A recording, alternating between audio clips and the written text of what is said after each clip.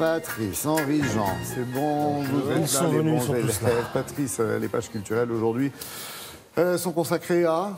Aux Stones, notamment. Non. Les Stones sont-ils éternels? Question posée par le Figaro à la une ce matin. Alors, jusqu'à preuve du contraire, oui. Oui.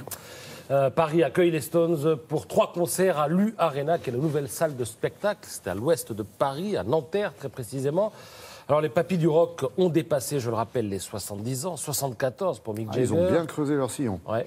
3 concerts seulement, parce qu'ils ont besoin de 3 jours de repos entre 2 scènes. Mais oui. Wow. Alors, pas de nouvelles chansons, pas de mise en scène particulière, pas d'effets spéciaux. Mais Olivier Nuc, dans le Figaro, résume les choses en disant « Ce spectacle permet surtout d'entendre les musiciens pour ce qu'ils font de mieux, à savoir être les Stones, tout simplement. » Alors, pas d'évocation des Stones sans vous montrer le dernier né de Philippe Margottin, icône pop-rock. C'est chez Glénat, découverte ou redécouverte de l'univers déjanté de la pop et du rock au moment du plus grand bouleversement culturel qu'a connu le monde au XXe siècle, à la fin du début des années 60, à la fin des années 70. Toutes les périodes musicales de ces 2 décennies, aussi excentriques soient-elles, sont représentées à travers des clichés parfois fantasques, souvent inédits. Regardez, Jimi Hendrix fait la cuisine et il ne casse pas la casserole quand il réussit son plat. Contrairement juste à la guitare. Voilà. Freddie Mercury à droite. Astérix, 37e album, 5 millions d'exemplaires dans les librairies, 2 millions en France.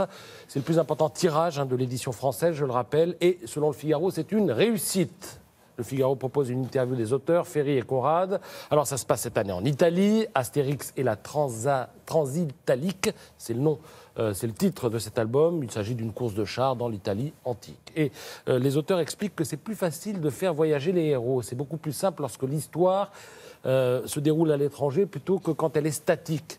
Dans ce cas, c'est plus difficile parce que c'est beaucoup plus amusant, disent les auteurs, de se lancer dans un album qui s'apparente à une course contre la montre que de dessiner des personnages qui ne font que papoter ou se bagarrer une fois toutes les 5 pages dans le village gaulois. Évidemment, dans ce nouvel Astérix, il y a de nouveaux noms. Lactus Bifidus, Pocatalytix, Coronavirus. Alors lui, c'est le méchant, évidemment.